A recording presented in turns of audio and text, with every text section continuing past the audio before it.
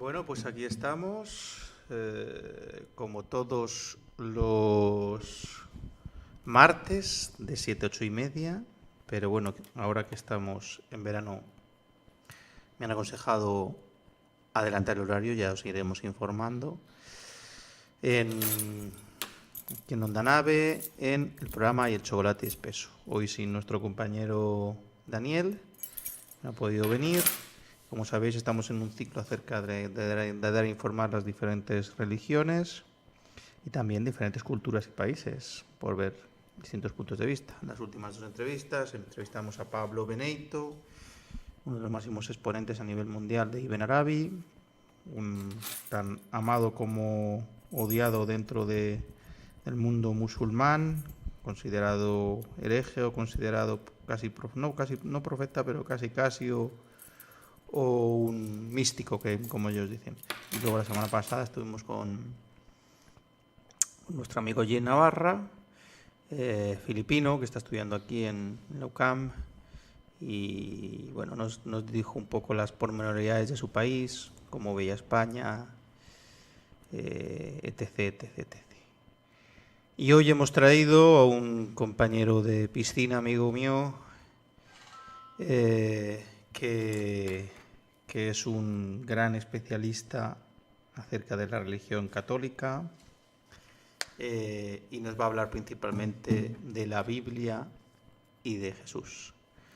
José Manuel, preséntate, nombre, apellidos y a qué te dedicas, y coméntanos un poco cómo llegaste antes de entrar a este mundo de la religiosidad, si eras religioso, si en tu entorno familiar eres religiosos o entraste, cómo llegaste a la devoción que profetas por el profeta Jesús, por Jesucristo, por la Iglesia Católica, como...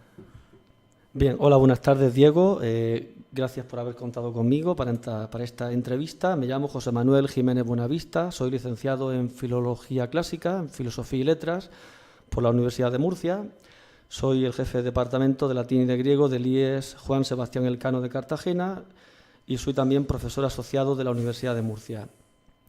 Bien, pues yo desde pequeño pues recibí la fe, como no podía ser de otra manera, como una gracia de Dios, a través de mi madre, a través de mi familia, y sobre todo fue a partir de los 11 años cuando yo empecé a ayudar a misa, que me presenté al sacerdote de la capilla de unas monjas que se llaman monjas justinianas de Madre de Dios, de la Orden de San Lorenzo Justiniano, que fue patriarca de Venecia.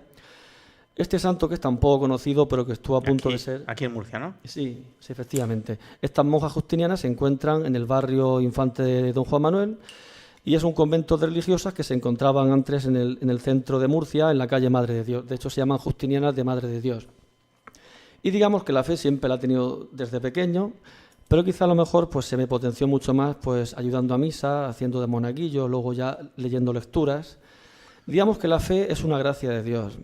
La fe no es algo que quizá a lo mejor se pueda buscar y encontrar como el que va a comprar una barra de pan o una pesicola. Sí que es cierto que tiene que haber una actitud positiva por parte del corazón del ser humano, tiene que haber como una apertura, digamos, a lo divino, a lo espiritual, y en mí lo había, ciertamente. Y además también había como un toque divino de yo sentirme llamado pues, para ayudar a misa, para leer, pero siempre, incluso antes de ser monaguillo, pues me gustaba también ir a misa, rezar también, leer también la Biblia, rezar el rosario. Sí, y bueno, supongo que la espiritualidad o la divinidad no tiene sentido si no eres buena persona. Una de las cosas más importantes. Efectivamente, es que intentar ser buena persona. Es que el objetivo es ese. Es que es cierto, el ser cristiano debe llevar al cristiano a ser buena persona. Porque digamos que no hay cristianismo sin humanidad y no hay humanidad sin cristianismo. Digamos que el ser buen cristiano debe llevarle a uno a ser buena persona. Digamos que todo aquello que no es humano no es cristiano. Es decir, todo aquello que nos separa, digamos, de ser una persona cercana a los demás, compasiva, misericordiosa, ahora que estamos en el año de la misericordia, que así lo proclamó el Papa Francisco, pues todo aquello que no nos acerca, digamos, a las personas necesitadas de un modo o de otro, ya sea con necesidades físicas o materiales o espirituales, pues no es una actitud cristiana. Digamos que toda actitud cristiana es una actitud profundamente humana. Bueno, sin entrar en lo que es buena o mala persona, que eso sería ya otro debate mucho más largo, Si quieres, vamos. El objeto de la entrevista de hoy es principalmente hacer una pequeña entrada al libro sagrado del cristianismo, que es la Biblia, y bueno, resumir un poco cómo se escribió, cuándo se escribió, los diferentes libros que tienen, el sentido de cada libro, antes de entrar en propiamente lo que es la vida de Jesucristo. La Biblia, cuéntanos un poco, primero cómo, cuándo se escribió y luego entramos en lo que tiene dentro el libro en sí mismo. Bien, pues la Biblia, frente a lo que muchos puedan pensar que es un libro, no es exactamente un libro. Yo sé que la gente no lo hizo con mala intención, pero simplemente es cuestión de ignorancia o de falta de cultura científica. La Biblia, el término Biblia viene del griego biblia, que es el plural de un término que es biblion, que a su vez es el diminutivo de un sustantivo como biblos, que es libro. Biblos es libro, biblion significaría librito. Bueno, pues Biblia o Biblia significaría el conjunto de libros. Son 73 libros, repito, son 73 libros de los que se compone la Biblia, son 46 del Antiguo Testamento y 27 del Nuevo. Manuel, ¿cuándo se escribió la Biblia? Bien, pues la Biblia se ha ido escribiendo durante varios siglos. La Biblia, como al ser 73 libros, como lógicamente se puede comprender, no se escribe de un día para otro. Digamos que la Biblia se compone en dos partes, del Antiguo y el Nuevo Testamento. Entonces, responder exactamente en qué momento se escribe la Biblia. Bueno, digamos Perdón, porque la verdad es que tiene razón, tiene una cronología. Entonces, la Biblia no es como que, bueno, incluso cuando pudiéramos hablar de Don Quijote de la Mancha, de Miguel de Cervantes, ¿cuándo se escribió el libro? Hombre, pues sí, pero ciertamente el Quijote de la Mancha tiene distintas partes, fundamentalmente tiene dos, incluso algunos dicen que tres. Bueno, pues la Biblia tiene 73 libros. ¿Cuándo se empezó a escribir la Biblia? Bueno, pues según los teólogos, los que escribieron la Biblia fueron los hagiógrafos, un término que viene del griego hagios, que significa santo, y grafo, que es escribir. Los que escriben cosas santas. De hecho, la Biblia es el libro santo, es el conjunto de libros santos para los cristianos, como el Corán lo puede ser también para los musulmanes. O la Torá para los judíos. Sí, efectivamente. La Torá, además, incluso forma parte de los 5 primeros libros de la Biblia, lo que se llama el Pentateuco, compuesto del Génesis, Levítico, Éxodo, Números y Deuteronomio. A ver, más despacito, ¿el Pentateuco tiene? Sí, el Pentateuco, que también es una palabra griega que significa penta, significa cinco, y teujo significa instrumento, ánfora, pues digamos que también pergamino, porque era el lugar donde se guardaban los pergaminos. Pues son el Génesis, el libro del Éxodo, Números, el Levítico y el Deuteronomio. Y eso viene de la Torá. Y esos 5 libros forman parte de la Torá, de la ley judía. El Génesis habla de la creación del mundo. Efectivamente, de la creación del mundo, de la creación del hombre, cómo el hombre se separa de Dios por el pecado original. Y claro, ¿Éxodo en qué consiste? Sí, la palabra éxodo viene también del griego. Prácticamente toda la terminología que tenemos en la Biblia viene del griego y del latín. La palabra éxodo viene de una preposición ex, que significa fuera de, y jodos, que significa camino. Esta palabra jodos, por ejemplo, en español ha dado la palabra método, la preposición meta y jodos, que significa seguir un camino. Bueno, ¿qué es el éxodo? Las salidas, y jodos es camino. Y ex significa fuera de, es un camino fuera de. Habla de la famosa, digamos, de Moisés y todo eso. La famosa salida de los israelitas de Egipto cuando huyen del faraón. Efectivamente, luego tenemos otros libros, también como el libro de los Números, donde se habla también de la ley de Dios. Lo mismo sucede también en el libro del Levítico y del Deuteronomio. Quizá estos 3 libros, Levítico, Números y Deuteronomio, se refieren sobre todo y se centran en lo que es en la propia ley mosaica, en la ley de Dios, la ley de Moisés. Esa ley que Moisés recibió... los 10 mandamientos. Cuando efectivamente recibió de Dios los 10 mandamientos, y entonces bajó con las famosas tablas, y de ahí pues esa ley mosaica que se fue pasando de los padres a los hijos. Realmente la religión judía se puede decir que empezó a tener existencia con Abraham allá por el año 1900-1800 a.C. Hasta ese momento no podemos decir que existiera una religión judía propiamente dicha. Hablamos como monoteísta, ¿no? Efectivamente. Bueno, de todas maneras, Moisés, Adán y Eva y todos nuestros primeros padres creían en un único Dios. Así Dios se lo manifestó. Y aunque como religión no estaba formada, se puede decir desde el punto de vista de leyes, de estatutos, de reglamentos, pero sí que existía la creencia en un único Dios. Pero una pregunta, Moisés, ¿en qué época se sitúa en la historia, digamos? ¿Cuántos siglos antes de Cristo? Moisés, aproximadamente unos 17, 18 siglos antes de Cristo. 1700, 1800. Más o menos, sí. Es de la época de Abraham. De la época de Abraham, más o menos, sí. Pues se puede decir que es Moisés realmente el que, dicen los hagiógrafos, el que escribió el Pentateuco, pero se sabe realmente que Moisés... En hebreo se supone, ¿no? En hebreo. Se sabe realmente que Moisés ni tuvo tiempo ni tuvo la posibilidad de poder escribir esos 5 libros, sino que Moisés, digamos que fue el que encargó a otros hagiógrafos, por inspiración divina, el que encargó de escribir estos 5 libros. Ciertamente él fue el que dirigió cómo se debían escribir, qué es lo que se debía escribir, pero eran ellos los escritores, los que escribían estos 5 libros. Vale. Una pregunta, aparte de lo que tú quieras seguir comentando. ¿Tú piensas que el Génesis está muy basado, yo por lo que he leído así lo pregunto porque yo lo creo, pero quiero tu opinión, el Génesis está muy basado en lo que decían los griegos, sobre todo los presocráticos, que hablaban mucho, eran muy cosmológicos, ya lo sabes, y yo he visto cosas muy parecidas en la Biblia a lo que anteriormente decían los griegos?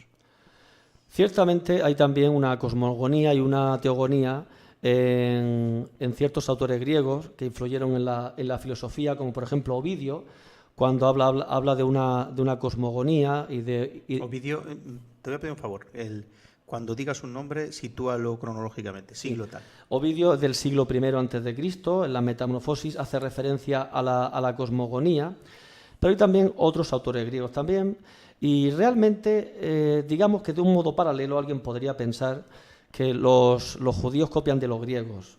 Pues no, más bien podría ser todo lo contrario, porque la cultura griega fue posterior a la judía, o en todo caso fue paralela. Es posible y es cierto que pudiera haber algún intercambio cultural entre unos y otros, pero lo que sí es cierto es que la cultura judía, la religión judía, surgió por una parte, la cultura griega por otra y la cultura romana por otra. Es verdad también que la cultura griega influyó en la romana, como bien decía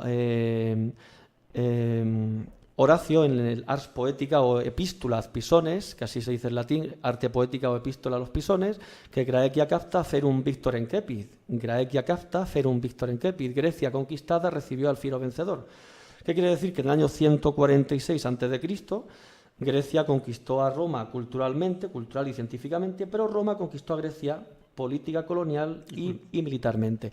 El que pueda haber paralelismos entre las distintas religiones, la religión griega, la religión romana, que eran politeístas, y aunque es cierto que se habla de un origen del mundo, del cosmos, pero también es cierto y qué duda cabe de que la religión griega es politeísta frente a la religión judía, que es monoteísta.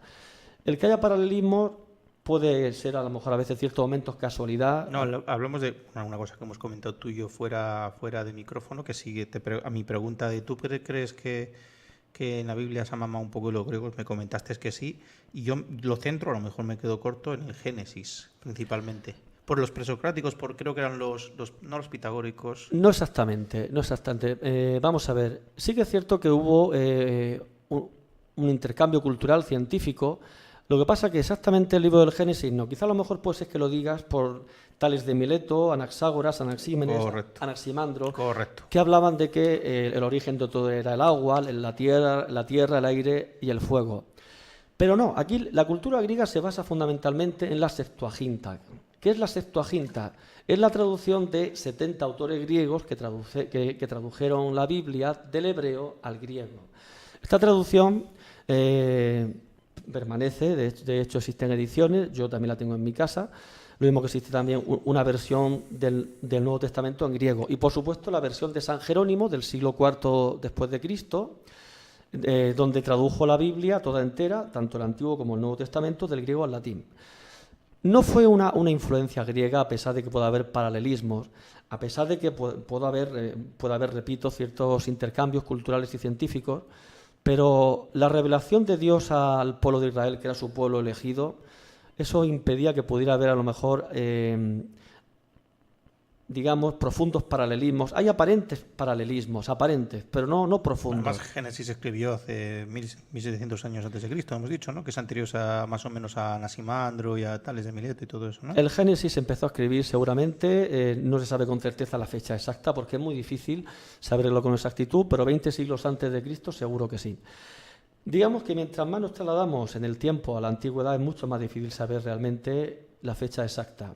Lo que sí es cierto que muchas veces se ha especulado sobre ciertos autores. ¿Quiénes son los autores de los distintos libros? Hombre, si por ejemplo nos trasladáramos al Nuevo Testamento y habláramos de los Hechos de los Apóstoles y nos estamos trasladando a una diferencia de unos 2000 años, 1900, 1800 años. Estamos hablando ya de nuestra era. Pues los Hechos de los Apóstoles se cree que su autor fue San Lucas, el mismo autor del Evangelio, por ejemplo. Por poner un ejemplo. Vale. Pasamos, el primer libro que compone la Biblia es el Pentateuco, ¿no? No, bueno, libro no, sino que son 5 libros. O 5 libros, grupo de libros, vamos a llamarlo así, si quieres, o como tú quieras, vamos. Que es la Torá judía. La Torá judía. Siguiente. Los libros importantes que vendrían después son los libros históricos. Los libros históricos ¿Qué son? Son aquellos que hablan sobre los reyes, el libro de los reyes, el libro de las crónicas, el libro de Samuel, el libro de Esther, el de Nehemías, Tobías. Hablamos todo en el Antiguo Testamento, ¿no? Antiguo Testamento, por supuesto. Estamos de momento en el Antiguo Testamento. Repito, es el libro de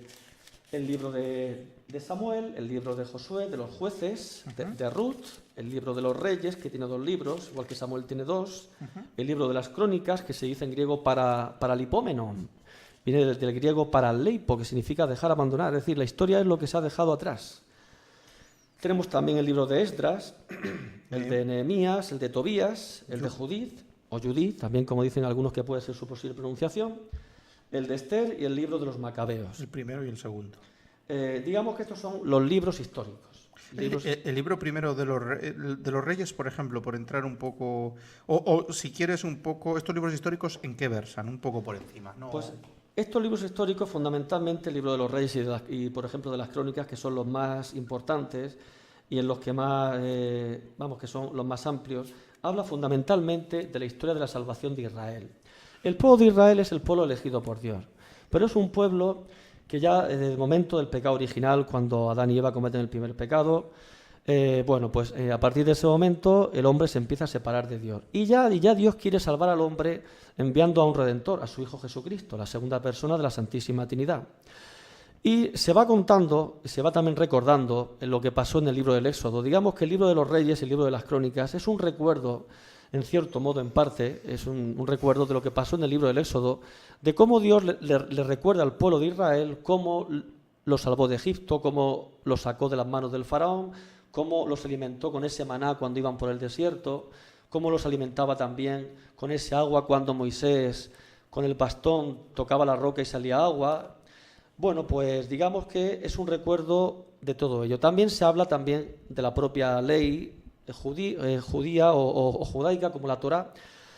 Y bueno, también se habla de Nabucodonosor, este nombre tan extraño. Buena, además muy buena ópera. Nabucodonosor, efectivamente rey de Babilonia, pues también se habla de esta persecución que hubo contra los judíos, porque Dios permitía a veces que cuando el hombre se apartaba de él, Dios permitía, porque Dios no castiga a nadie ni quiere jamás que suframos, pero a veces permite para que volvamos a él, para que nos convirtamos de corazón, para que se produzca en nosotros, como decían los griegos, y ahí sí ciertamente nuestro locutor Diego lleva razón, y es el término metanoia. ¿Qué es la metanoia? Es un cambio de mentalidad. Esa metanoia está producida por una catharsis, son términos griegos, la catharsis que es una purificación. Esta terminología también se utiliza en la tragedia griega. Bueno, porque es una purificación que uno ante una situación que ve, que es triste, dolorosa, en la que se produce una jamartía. Una jamartía en griego significa un pecado o un error.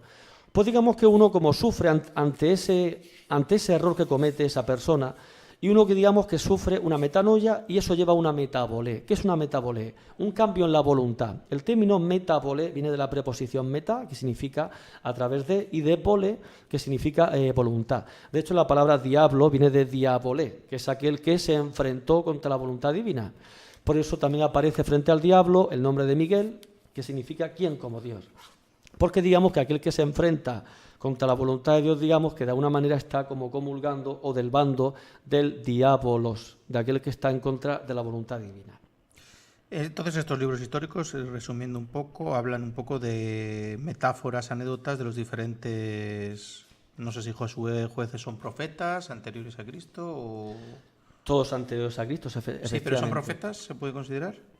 Josué, un profeta. Josué, Judito, esta gente, Esdras, ¿son profetas o no lo son? No son profetas exactamente, porque los libros de los profetas pues son los que vienen Posteriormente. luego a continuación, como por Ah, sí, ejemplo, perfecto. como Pero- los profetas mayores que son Isaías, Jeremías y Ezequiel, y los menores que luego después hablaremos de ellos. Vale, pero estos libros entonces, aparte de esto que has comentado de los Reyes y Crónicas, los demás, Josué, Jueces, Judith, Esther, que cuentan metáforas un poco de aprendizaje. No son profetas. Lo que sucede que sí es verdad que desde el punto de vista del término profeta, que viene del griego profemi, femi, que significa hablar y decir antes de, desde el punto de vista de que avisaban de posibles desgracias, de que avisaban de que si el hombre se apartaba de Dios le podían Hacían suceder. profecías, no eran profetas, pero hacían profecías. No eran profetas, digamos, como los profetas como Jeremías, Isaías, Ezequiel, que son los profetas mayores frente a los menores. Pero digamos que en tanto en cuanto denunciaban el pecado y en tanto en cuanto también decían algo que podía suceder, si el pueblo de Dios, el pueblo de Israel no se convertía, sí que eran profetas. De todas maneras, el término profeta en el cristianismo no solamente se entiende en el ámbito de cuando alguien va a decir algo que va a suceder, sino también cuando alguien denuncia el pecado.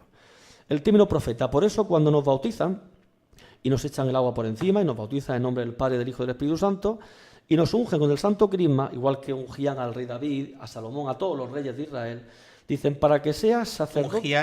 Le bautizaban antes de nacer. No, o no, al nacer, lo ungían con aceite, no. pero al nacer. Sí, efectivamente, lo ungían. Bueno, pues digamos que a los sacerdotes, profetas y reyes los ungían con aceite, y esto se mantiene, digamos, como una tradición judía en el sacramento del bautismo, y se le dice al niño cuando se le bautiza y se le unge en el santo crisma, se le dice, para que sea sacerdote, profeta y rey. Y uno se pregunta, ¿pero cómo un niño cualquiera va a ser rey? Si es muy difícil, si la posibilidad de ser rey, como no sea uno de un linaje azul, es muy difícil. El ser sacerdote, bueno, uno puede llegar a ser sacerdote, pero ser profeta, ¿qué quiere decir sacerdote, profeta y rey? Pues rey en el sentido de que cuando seguimos a Dios, amamos a Jesucristo, estamos reinando con Él, estamos en el reino de Dios.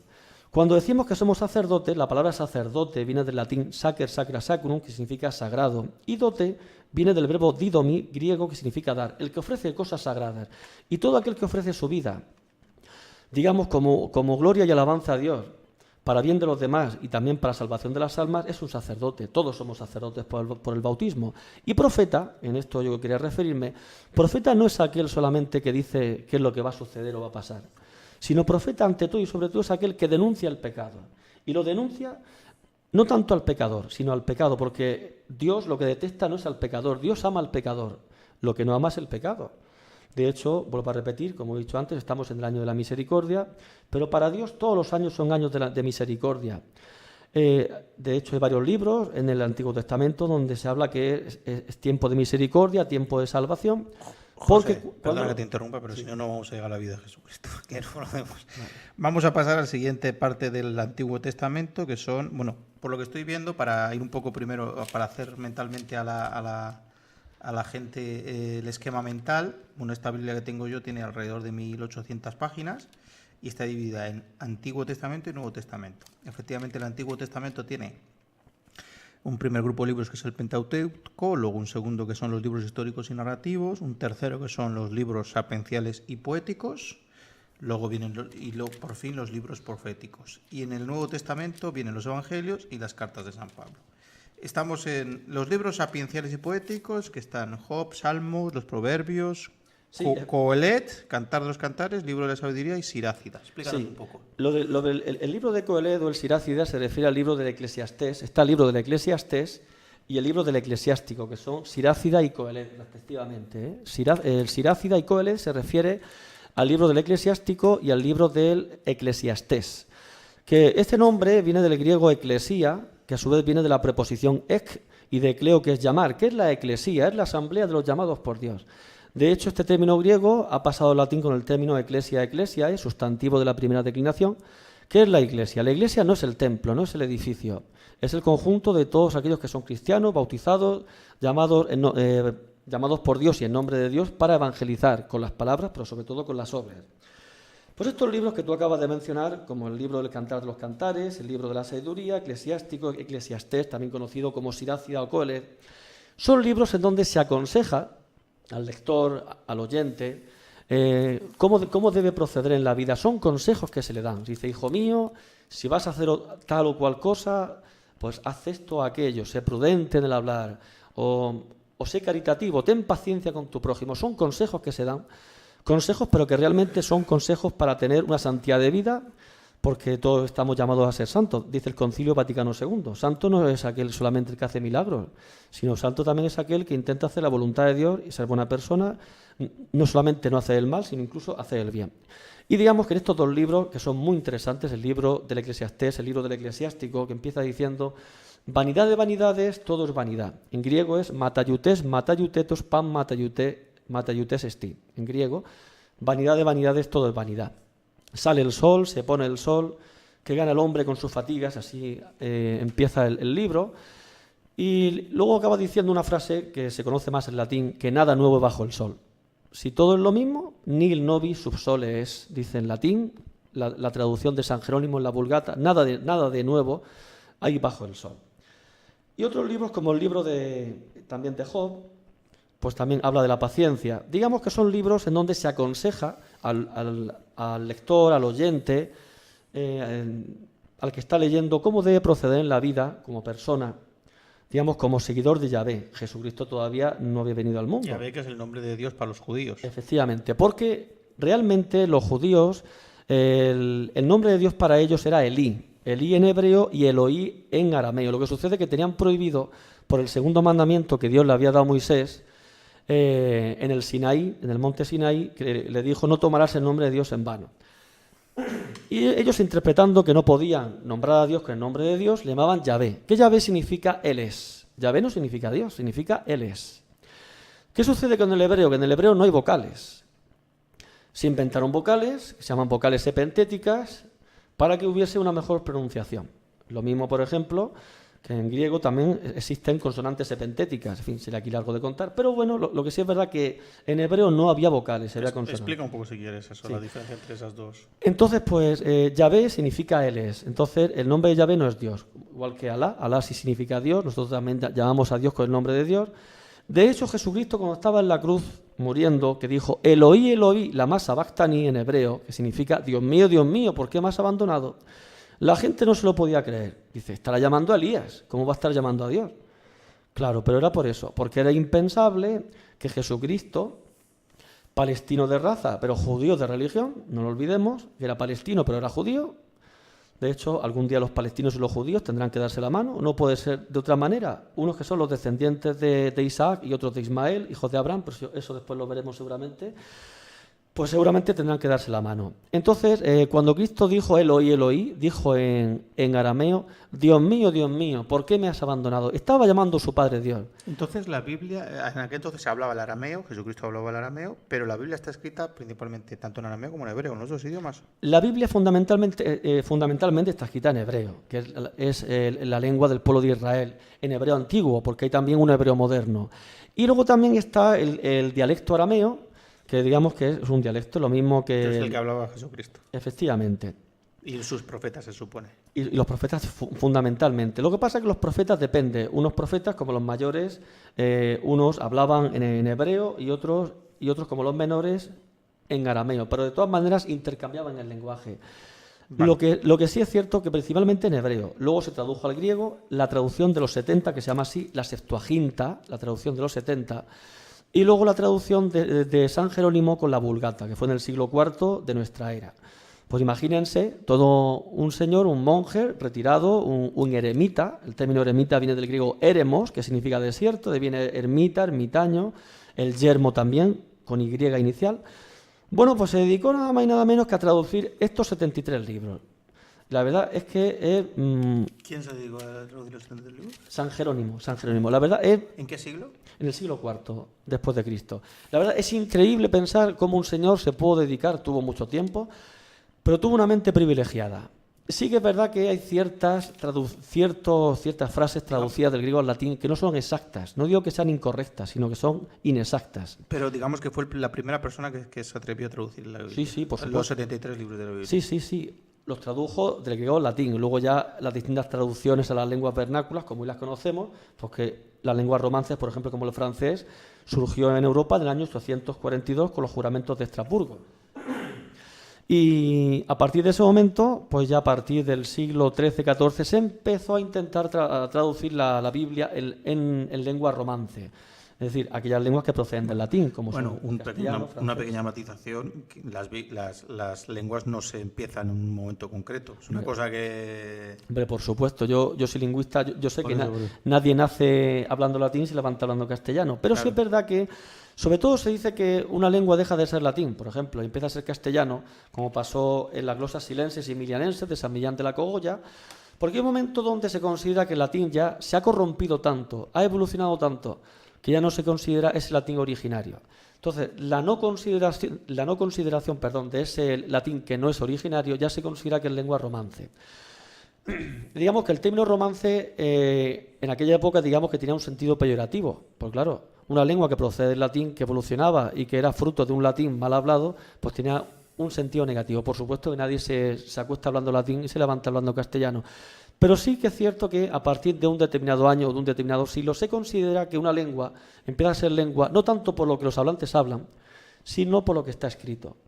De hecho, el primer texto en lengua castellana son las glosas silenses y emilianenses de San Millán de la Cogolla de La Rioja. ¿El siglo XIII puede ser? Sí, siglo XI, siglo XII. Entonces, ¿qué es lo que sucede? Efectivamente, como lengua hablada, nadie se acuesta hablando una lengua y se levanta hablando otra, pero sí por lengua escrita. Por eso yo aquí estoy diciendo que San Jerónimo tradujo del griego al latín y digamos que fue el primero que efectivamente se atrevió a hacerlo. Por eso en el siglo IV es donde realmente se reconoce a la Iglesia católica como Iglesia oficial dentro del Imperio Romano. Gracias a San Jerónimo, ¿esa traducción se puede decir o no? Bueno, en el año 313 el emperador Constantino fue el que permitió que el cristianismo fuera una religión libre, pero fue Teodosio en el año 380 con el edicto de Tesalónica, está el edicto de Milán de Constantino y el edicto de Tesalónica, el del año 380 de nuestra era, por supuesto, donde ya por fin el cristianismo es una religión oficial. ¿Pero cuándo San Jerónimo terminó de traducir? Pues San Jerónimo aproximadamente a finales del siglo IV. A 380-290 también, ¿no? Más o menos. Posiblemente coincidiera, digo posiblemente porque no se sabe con certeza, pero desde luego coincidió cuando el cristianismo empezó a ser una religión libre y en el periodo de religión libre y religión oficial. Ahí, digamos, fue cuando empezó a emerger y a surgir el latín como lengua oficial de la Iglesia. Permíteme que vuelva al orden bíblico, en este caso. Ahora pasamos al siguiente libro, que son los libros proféticos, donde están, yo los leo, los profetas que hay, antes de que tú nos pormenores en qué consiste: Isaías, Jeremías, Lamentaciones, Baruch, Ezequiel, Daniel, Oseas, Joel, Amós, Abdías, Jonás, Miqueas, Nahum, Habacuc, Sofonías, Ageo, Zacarías y Malaquías. Bueno, cuéntanos un poquito acerca de este grupo de libros. Pues fundamentalmente estos profetas, que se dividen en dos tipos, profetas mayores y profetas menores. ¿Quiénes son cada? Pues los profetas mayores son fundamentalmente Isaías, Jeremías y Ezequiel. Y, bueno, y también Daniel, por supuesto. Estos son los cuatro grandes profetas: Isaías, Jeremías, Daniel y Ezequiel. Todos los demás, aunque ciertamente tienen profecías muy importantes sobre el nacimiento de Jesucristo, sobre cómo iba a morir, en dónde iba a nacer, y que iba a nacer en Belén, que luego también comentaremos el significado de algunos nombres como Belén, que Belén significa casa del pan, casa de pan. Luego veremos el porqué. ¿Por qué se hace esa distinción entre mayores y menores? Se llaman mayores, es una distinción que hace por un lado los judíos, pero también la Iglesia católica. Los mayores son así porque su contenido es mucho más amplio, más profundo, se refieren a quién iba a ser el Mesías, en dónde iba a nacer, cómo iba a morir, de qué manera iba a redimir al pueblo de Israel. Y digamos que como Jesucristo es la figura central del cristianismo, es la segunda persona de la Santísima Trinidad y es el objeto y el centro del cristianismo y de la Iglesia católica, por eso se le llama mayores, porque son los que se centran en el nacimiento de Jesucristo, de su pasión, de su muerte, digamos grosso modo. Entran a veces en ciertos detalles, pero estamos hablando aquí del siglo VIII, VII antes de Cristo. Algunos como Isaías, VIII hasta el siglo V, ya el último de los profetas, que fue Malaquías, pues ya próximo al último de los profetas, que sería San Juan Bautista, que fue el único profeta que realmente conoció a Jesucristo, primo además de Jesucristo, San Juan Bautista, del cual dijo el propio Jesucristo que no hay hombre nacido de mujer más grande que Juan el Bautista. Bien, pues se llaman mayores por eso. Y los menores, se llaman menores no es porque sean menos importantes, sino porque su contenido además es menor. También hace referencia pues, al pueblo de Israel, de su salvación. Digamos que podríamos conectar de alguna manera estos profetas mayores y menores con el Apocalipsis, que están en el Nuevo Testamento. Digamos que estos son los últimos libros del Antiguo Testamento, pues el Apocalipsis, que es una palabra griega que significa revelación, se encuentra, digamos, al final del Nuevo Testamento. Porque los profetas dicen cómo va a ser la venida del Hijo del Hombre, de Jesucristo, de nuestro Redentor y Salvador. Bueno, Apocalipsis es como el fin del mundo. Y el Apocalipsis revela cómo va a ser el fin de los tiempos. No es el fin del mundo, porque realmente no se habla del fin del mundo, se habla del fin de los tiempos. Del fin de los tiempos, del fin de una era, del fin de una etapa de la humanidad. Cuando muchas veces la gente dice si es el fin del mundo, el cosmos va a seguir existiendo. El planeta Tierra le quedan 5.000 millones de años cuando el Sol, como una estrella mediana, se apague, pero el cosmos... Si el hombre no se lo carga antes. El cosmos seguirá, pues sí, bueno, el cosmos, digamos, seguirá su curso. Bueno, el ser humano se podrá cargar el planeta Tierra, pero no se podrá cargar el cosmos, que no es infinito, pero es muy extenso. Tiene 13.800 millones de años, donde el tiempo se convierte en espacio. Todo esto al margen de las distintas teorías que no se contraponen con el cristianismo, como la teoría del Big Bang, que Dios pudo haber creado esa bola incandescente de helio, hidrógeno, oxígeno, etcétera, y que hubiese explotado. De todas maneras, hay razones para pensar que eso es posible y razones que no son teorías. No olvidemos que son teorías, que no es como la ley de la gravedad de Newton, que está demostrado que la gravedad es 9,8 metros por segundo al cuadrado. Todo lo demás son teorías. Pero entonces las profecías, todas las profecías se basan principalmente en la venida del Mesías. Efectivamente. Todas. Que además el término Mesías es un término hebreo que significa Salvador, pero ojo, y además ungido. Salvador ungido, pero tiene además una terminología especial. Ungido en cuanto a bautizado. Ungido no, ungido por Dios, ungido por su Padre Dios. Pero tiene además un sentido más profundo, sabiendo un poco de hebreo. Yo no soy experto en hebreo, soy experto en latín y griego, pero he leído un poco también de cierta terminología hebrea. Mesías viene de Mesuá, que significa envuelto en un cuerpo.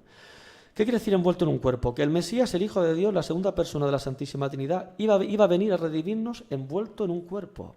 Jesucristo tomó naturaleza humana. Jesucristo no dejó de ser Dios y cuando fue concebido en el seno de la Virgen María por obra del Espíritu Santo, así lo creemos los cristianos, los musulmanes también lo creen así, que incluso lo creen mucho más que muchos cristianos, que fue concebida por el Espíritu Santo, fue concebido por obra y gracia del Espíritu Santo. Pues efectivamente Jesucristo no solamente era Dios, sino que también empezó a ser hombre. Y no es 50% Dios y 50% hombre, sino 100% Dios y 100% hombre. Lo que se llama la unión hipostática, la hipóstasis. Este término griego que significa la unión de la naturaleza humana y la naturaleza divina. Un dogma de fe que, por cierto, se aprobó en el Concilio de Nicea. También se hizo referencia en el Concilio de Calcedonia, donde se hablaba de la humanidad y la divinidad de Jesucristo. De hecho, fue, por cierto, el Concilio de Nicea del año 325 de nuestra era, donde, junto con el siglo II, se decidió qué libros de la Biblia iban a ser canónicos y cuáles no. ¿Qué quiere decir libro canónico? El libro que se considera, digamos, en relación al canon de lo que realmente debe ser un libro de fe. Canon es como un estándar, ¿no? Efectivamente, un estándar de fe, por así decirlo. ¿Por qué la Iglesia Católica desechó ciertos libros que, por cierto, nos aportan un acervo científico y cultural bastante grande y profundo sobre la vida de Jesucristo, la vida de la Virgen María, de los apóstoles? ¿Por qué la Iglesia desechó el Evangelio apócrifo, por ejemplo, de Tomás, el de Santiago? Por poner ejemplo. ¿Apócrifo qué significa? Apócrifo viene del griego apó, de la preposición apó, y de crifo, que es ocultar. Pues digamos que son... ¿Apó qué significa?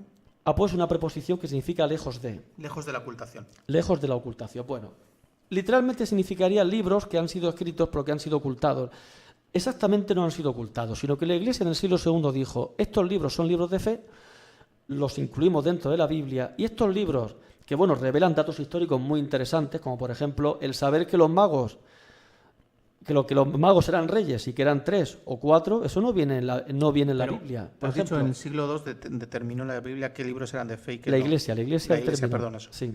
Eh, Pero en el pero- concilio de Nicea también, digamos, se acabó de determinar definitivamente, porque ¿Qué siglo es Concilio de Nicea? el concilio de Nicea fue en el año 325 de nuestra era. Vale. Pues fue en el siglo II cuando realmente se dirimió, se decidió y se discutió acerca de qué libros eran de fe y cuáles no. De hecho, ¿cómo sabemos cómo se llamaban? Porque una pregunta que a lo mejor se nos está escapando y no se nos olvide que tenemos que hablar de Jesucristo. Así que vamos a resumir un poco. Hasta que la Iglesia fue reconocida por el Imperio Romano, ¿cómo funcionaba la Iglesia? Porque era algo extraoficial, digámoslo así. Sí, efectivamente. Pues la Iglesia, como cuenta bien San Como Lucas, organigrama me refiero. organigrama, vamos a ver. Como bien cuenta San Lucas en los Hechos de los Apóstoles, que se cree que es su autor, de hecho, los Hechos de los Apóstoles perdón, es una continuación del Evangelio de San Lucas. ¿Cómo vivían los primeros cristianos? Pues San Lucas lo cuenta claramente.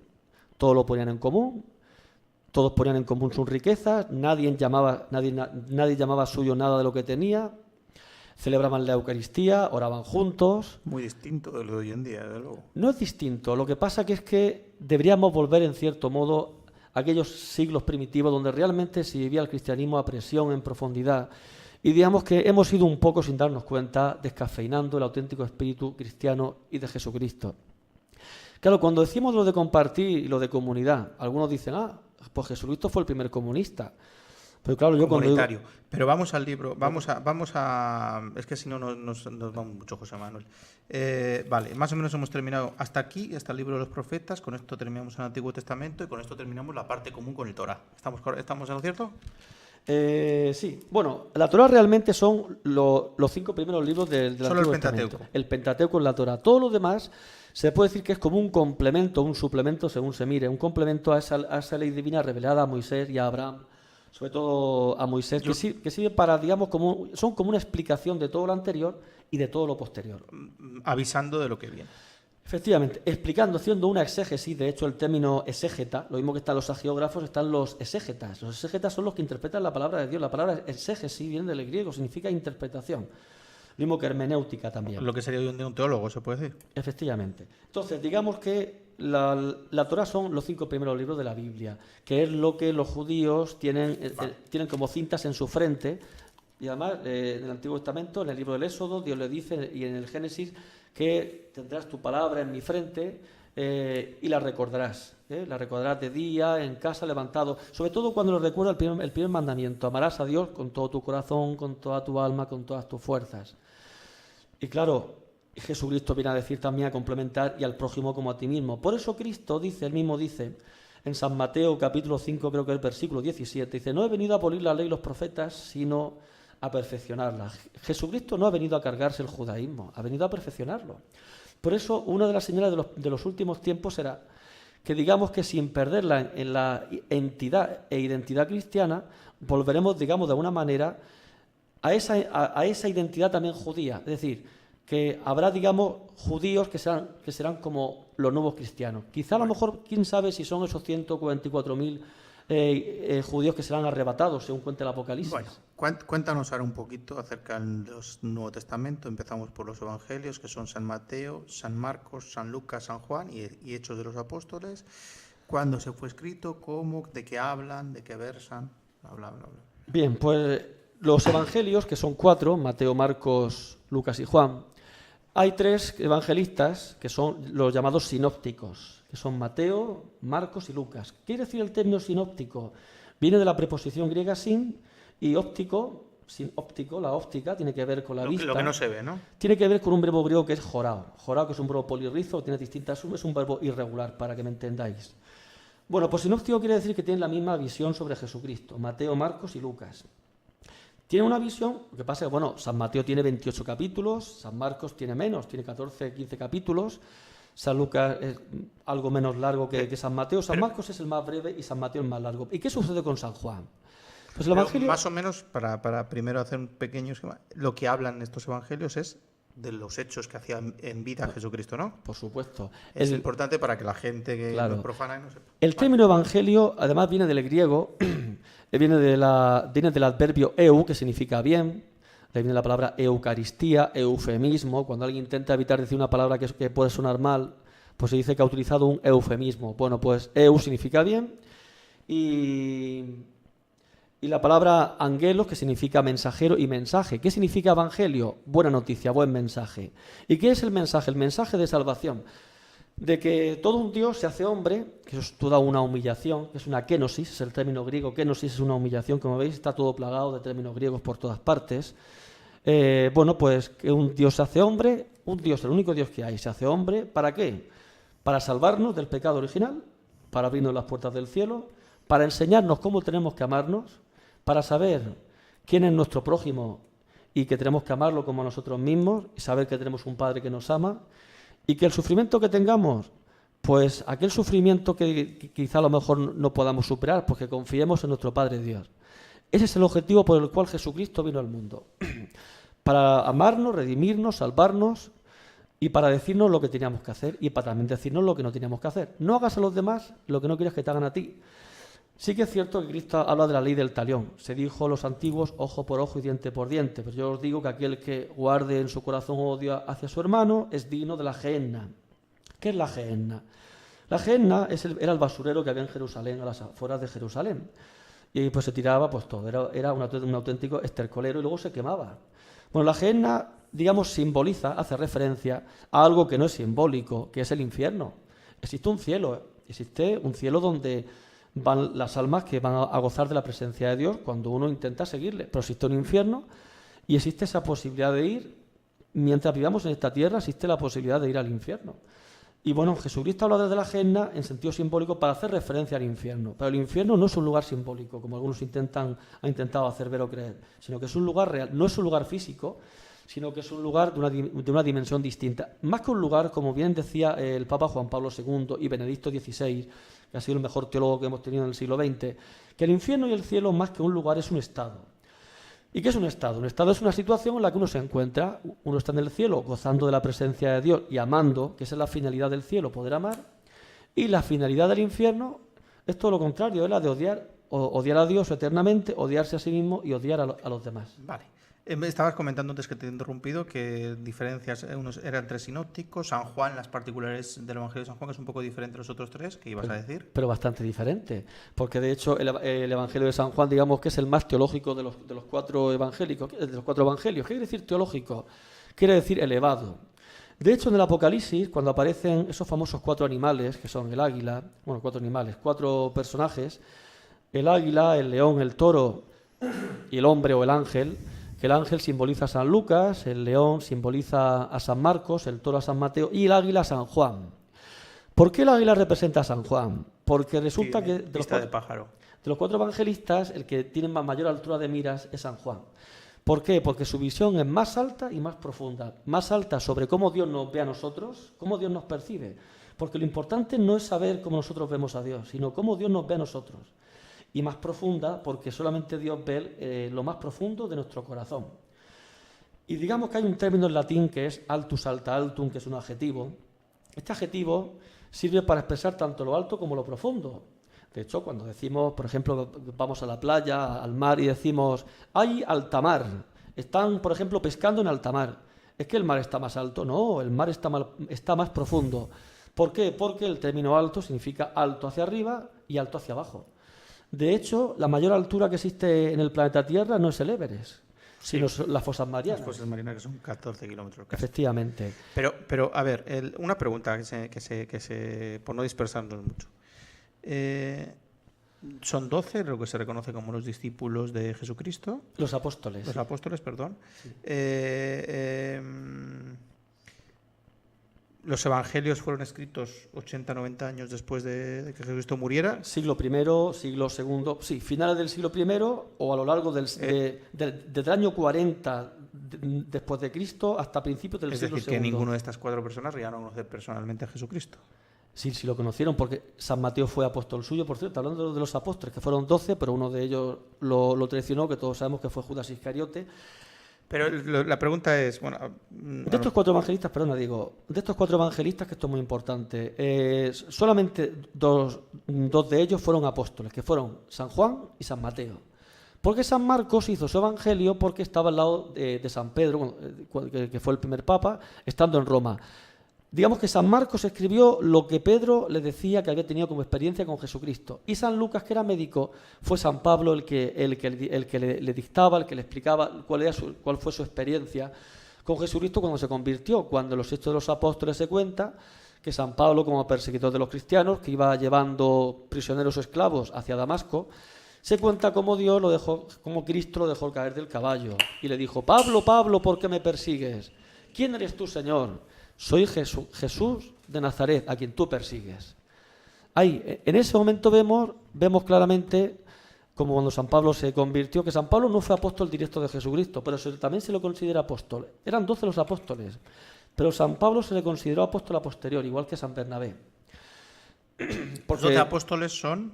Los 12 apóstoles son Santiago, Juan, Mateo, Felipe, Bartolomé, Simón, Pedro, Simón el Celotes, Judas el de Santiago, Judas Iscariote, Mateo, Felipe, no sé si me dejo alguno, son en total 12 y Judas Iscariote.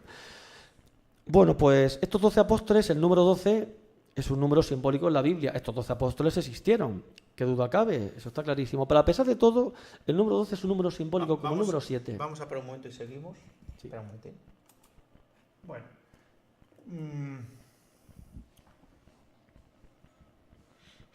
Pues estamos aquí de vuelta y estábamos comentando que en el Nuevo Testamento íbamos a terminar un poco los evangelios y la carta de San Pablo, que incluye la carta a los Romanos, Corintios, Gálatas, Filipenses, Colonenses, Tesalonicenses, Colosenses, Timoteo, Tito, Filemón, no Mortadelo, no, efectivamente. Carta a los Hebreos, carta a Santiago, distintas cartas a San Pedro, San Juan, y por último Judas. Perdona, carta a San Pedro, no, cartas de San Pedro, son cartas ya de San Pedro, cartas de Santiago y de San Juan. Bueno, terminemos los evangelios y vamos con San Pablo antes de meternos en la vida de Jesucristo. Bueno, pues hablar de los evangelios en 5 minutos. Una cosa si quieres, de todas maneras. Podemos hacer una cosa si quieres. Terminamos con la Biblia porque veo que y otro día te vienes si quieres y hablamos de Jesucristo. ¿Te parece? Como quieras, si prefieras. Venga, sí, porque si no, no pasa nada. Porque las cosas de calidad tienen que ser bien. Si luego da tiempo a ver más sobre Jesucristo, pues estupendo. Pues mira, pues sobre los evangelios se pueden decir muchísimas cosas. Suéltate el pelo. Sí, muchísimas cosas. Bien, pues eso, el Evangelio habla sobre la vida de Jesucristo y existe un paralelismo, como he dicho antes, entre San Mateo, entre San Marcos y San Lucas. Pero San Juan es el más profundo porque es el que más intenta ver cómo Jesucristo veía a sus discípulos, cómo realmente el mensaje que él transmitía, lo transmitía con la profundidad con la que lo transmitía y el objetivo al que iba dirigido. Por eso se llama de los 4 evangelistas el que más vuela de todos espiritualmente. Y ese paralelismo también se puede ver a veces en ciertos capítulos en San Juan, pero digamos que San Juan es distinto a los otros 3. En los evangelios, ¿qué se nos habla? Pues se nos habla del nacimiento de Jesucristo. Hay una genealogía en San Mateo, en el capítulo 1, donde se dice que Jesucristo es hijo de Abraham. Eso viene al comienzo, en el mismo primer capítulo. Se dice que Abraham engendró a Isaac engendró a Jacob, así hasta 42 generaciones. Seguramente hubo más generaciones, pero se citan a las 42 más importantes. Un paralelismo con San Mateo también lo encontramos en la genealogía que aparece en el Evangelio de San Lucas, en el capítulo 23, versículos del 23 al 38, donde se nos dice algo parecido, ¿no?, de que cuál es la genealogía y la descendencia de Jesucristo, pero lo cuenta de otra manera. El capítulo 5, no, el capítulo 3, perdón.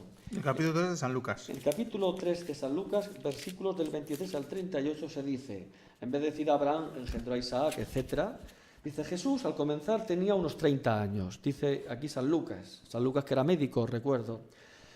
Y se le creía hijo de José, de Elí, de Matat, así sucesivamente, y acaba diciendo de Enós, de Set, de Adán, de Dios.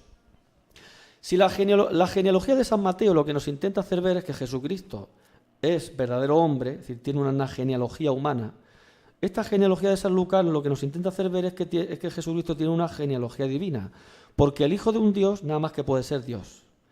El hijo de un Dios nada más que puede ser otro Dios, lo mismo que el hijo de una gallina nada más que puede ser otra gallina.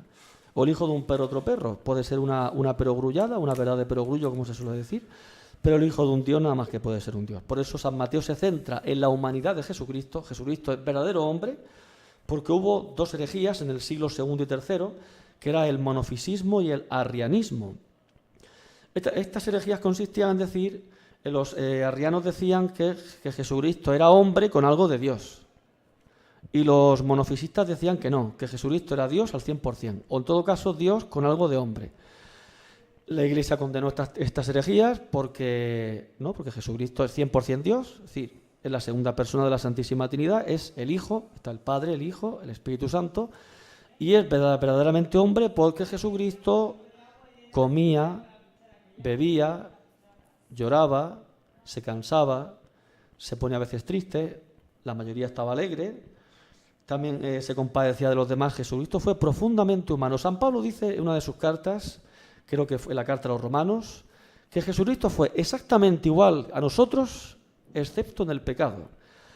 ¿Qué quiere decir? Que todo aquello que no sea pecaminoso, pues Jesucristo pudo hacerlo. Otra cosa muy distinta es entrar si Jesucristo se casó o no se casó. Jesucristo, como Dios, no necesitaba de ninguna mujer, ni necesitaba de relación sexual alguna, porque Jesucristo, que es Dios, es la felicidad absoluta. Y cuando Dios creó al hombre, lo creó para extender ese amor que Él tiene, el amor que el Padre le tiene al Hijo y al Espíritu Santo, que son la Santísima Trinidad. Necesitaban extender ese amor. ¿A quién? Hacia un ser que fuera la imagen suya. Y esa imagen suya es el hombre.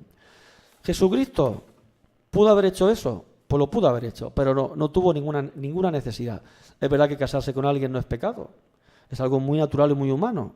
Es verdad que tener una relación sexual dentro del matrimonio es muy natural y muy humano. Pero Jesucristo no tuvo ninguna necesidad. ¿Tenemos constancia histórica de eso? Pues no. Pero sí que es cierto que deducimos, los santos padres de la Iglesia, tanto los padres orientales como los occidentales, los santos de la Iglesia deducen que Jesucristo, como Dios que es, no necesitaba nada de eso. Entonces Jesucristo tuvo discípulos, también tuvo discípulas. De hecho, las mujeres lo seguían muchas veces más que los propios hombres, como Santa María Magdalena, María la madre de Salomé, María la de Cleofás, María la madre de Santiago y, por supuesto, la Virgen María.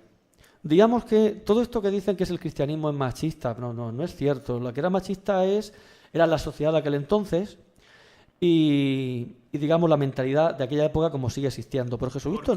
Porque es importante decir que las mujeres, creo que en aquel entonces, no tenían derecho a la educación. Las mujeres no tenían casi derecho a nada, prácticamente nada, por desgracia. Hasta ya el siglo XX que la mujer empezó a poder votar, a poder también ser heredera, a poder heredar y a poder dejar herencia, a tener voz y voto en el matrimonio. Pues digamos que la mujer era un cero a la izquierda. Entonces, que Jesucristo se rodeara de mujeres como de hombres, eso era señal de que Jesucristo, como bien dice San Pablo en una de sus cartas, que no hay distinción entre judío y griego, entre hombre y mujer, entre esclavo y libre. El único machismo al que se le puede achacar a la Iglesia Católica, los que le achacan el machismo, yo por supuesto no creo en el machismo de la Iglesia Católica, es que si la mujer puede ser sacerdotisa o no. Pero bueno, eso será otro tema de discusión si alguna vez puede ser. Cartas de San Pablo. ¿O sí que terminar los evangelios, decir algo más? Sí, en los evangelios de luego hay hechos muy importantes. O cosas, anécdotas que quieras comentar, sí. O hechos importantes, relevantes. Hechos muy importantes y hay anécdotas, pero como no hay mucho tiempo, voy a centrar... No, hoy vamos a terminar, si quieres, con la Biblia, lo que hemos dicho. Sí. De Jesucristo nos olvidamos, así que relájate y tómate el tiempo que quieras. Voy a centrarme en la resurrección de Jesucristo, que resulta que, como hay gente que pone en duda la resurrección de Jesucristo, que si todo esto es un cuento, bueno, pues en el Evangelio de San Mateo, en el capítulo 28, habla de la resurrección, ¿no? Se dice que no está aquí, que ha resucitado. No quiero extenderme en esta parte porque unos y otros seguramente, si ustedes tienen la Biblia, San Mateo, en el Evangelista San Mateo, capítulo 28, ustedes pueden leer cómo Jesucristo, pasado el sábado muy de madrugada, el primer día de la semana, fueron María Magdalena y la otra María a ver el sepulcro y de pronto hubo un gran terremoto, pues un ángel del Señor bajó del cielo, se acercó, hizo rodar la piedra del sepulcro y se sentó en ella. Bueno, pues los guardias temblaron de miedo y se quedaron como muertos, dice el evangelista. Pero el ángel le dijo a las mujeres, no temáis, pues sé que buscáis a Jesús el crucificado, no está aquí, ha resucitado. Esto es lo más importante y lo nuclear del cristianismo, que Jesucristo ha resucitado, está vivo. Porque San Pablo dice en una de sus cartas que si Cristo no ha resucitado somos los hombres más desgraciados. No tiene sentido ser cristiano. A pesar de que el mensaje es muy bonito, muy interesante, muy profundo, si Cristo no ha resucitado, el cristianismo no tiene sentido ninguno. ¿Por qué cito esto? Aparte de que la resurrección de Jesucristo es lo nuclear y fundamental para el cristiano, una de las pruebas de que resucitó, una de ellas, una de tantas, dice que los guardias temblaron de miedo y se quedaron como muertos. Es decir, vieron que Cristo resucitó. Pero para Sinri, de los Sinri, dice este mismo capítulo, el versículo 11 al versículo 15, dice lo siguiente. Mientras ellas se iban, se refiere a las mujeres, algunos de los guardias fueron a la ciudad y contaron a los pontífices, o sea, a los sacerdotes, todo lo que había ocurrido. O sea, los guardias le dijeron a estos sacerdotes que este hombre que mataron en la cruz había resucitado, había salido por su propio pie. Pues cuenta el evangelista que estos, o sea, los sacerdotes reunidos con los soldados y con los ancianos, acordaron en consejo dar bastante dinero a los soldados, advirtiéndoles, decid, sus discípulos fueron de noche y los robaron mientras dormíamos, y si eso llegare por casualidad a oídos del procurador, nosotros le convenceremos y os pondremos fuera de castigo. Ellos tomaron el dinero e hicieron como les habían dicho, y este rumor se divulgó entre los judíos hasta el día de hoy. ¿Qué quiere decir? Como bien dice San Agustín, refiriéndose a estos dos soldados, si estabais durmiendo, ¿cómo sabéis que robaron el cuerpo de Jesucristo? Y si estabais despiertos, ¿por qué negasteis que Cristo había resucitado? Esa es la reflexión que San Agustín hace en sus confesiones. Muy bonita, por cierto. Pero José, no convirtamos esto en un sermón, más bien más estudioso, vamos a decirlo. Está bien hablar de las particularidades, de hecho es bonito, la verdad, lo que has comentado. Más cosas que quieras comentar. Sí, también centrarme en que una de las pruebas de que Jesucristo es Dios, aparte de que resucitó y de que resucitó a Lázaro, resucitó y echó el demonio de varios endemoniados, curó enfermos, multiplicó... Eso sí, bueno, eso lo contaremos en otro momento. Además, te lo propongo ya directamente ahora en directo, si quieres el próximo jueves, este jueves, si quieres vienes más o menos un parecido y seguimos con la vida de Jesús, ¿te parece? Pues si puede ser, ahora después lo hablaremos. Vale, venga, perfecto. Bien, pues también para centrarme en otro aspecto sobre la divinidad de Jesucristo, pero muy interesante también. Esto viene del Evangelio de San Juan, y cito esto porque llama mucho la atención. Porque resulta que cuando fueron a prender a Jesucristo, que sabéis que Judas Iscariote lo vendió por 30 monedas de plata, fueron a prenderle, ¿no? Y dice el evangelista San Juan, capítulo 18, se dice que Jesús fue con sus discípulos al otro lado del torrente Cedrón, torrente que estaba al lado del huerto de los olivos. Y Judas, el que lo iba a entregar, les dice dónde estaba. Bueno, pues aquí viene lo interesante. Que Judas, pues, tomando, es muy breve, el capítulo 18, versículos del 3 al 7, del 3 al 7, y lo leo porque es muy interesante. Judas, pues, tomando la cohorte, una cohorte eran 600 soldados. En el Imperio Romano, una legión eran 6.000 soldados aproximadamente, una cohorte eran 600. Imagínense todo el ejército que se llevó Judas Iscariote para prender a Jesucristo. Judas, pues, se refiere a Judas Iscariote, no a Judas Tadeo, tomando la cohorte y los alguaciles de los pontífices y fariseos, fue allí con linternas, antorchas y armas. Y Jesús, que sabía todo lo que iba a sucederle, salió y les dijo, ¿a quién buscáis? Respondieron, a Jesús Nazareno. Jesús le dijo, yo soy.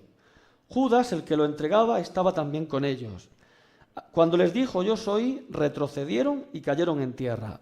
Aquí donde yo me quiero parar. Un momentín, mira, voy a traducir porque en mi Biblia es un poco diferente. Judas al frente de la tropa y los guardias de los sumos sacerdotes y fariseos fue allí con linternas, antorchas y armas. Y Jesús, que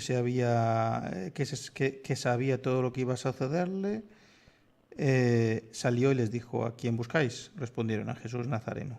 Jesús les dijo, yo soy. Judas el traidor estaba también con ellos. Así que les dijo, yo soy, retrocediendo y cayeron en tierra. Sí, vas a comentar. Parecido, no es exactamente igual. La mejor traducción es la Biblia de Jerusalén. La que yo tengo en mis manos no es la Biblia de Jerusalén, son de las ediciones paulinas, como la que tú tienes más o menos. Esa es la mejor traducción que existe de la Biblia de Jerusalén, a pesar de que hay otras versiones buenas, pero esta es la más exacta. ¿Y por qué me quiero centrar en esto? Porque al decir yo soy, retrocedieron. ¿Qué es lo que significa Yahvé? Él es. Porque resulta que cuando Dios se dirige a Abraham, se dirige a Moisés, le dice, dile que yo soy, te envía. te envía a vosotros, te envía a ti. Yo soy. Pues Jesucristo, como es Dios, en ese momento está mostrando una parte de su divinidad. ¿Y qué pasó? Retrocedieron, cayeron a tierra. Es decir, Cristo dejó entrever un poco un rayo de su divinidad. O sea, esto es la señal inequívoca de San Juan. Lo que nos quiere mostrar es que Jesucristo se dejó entregar, se dejó matar.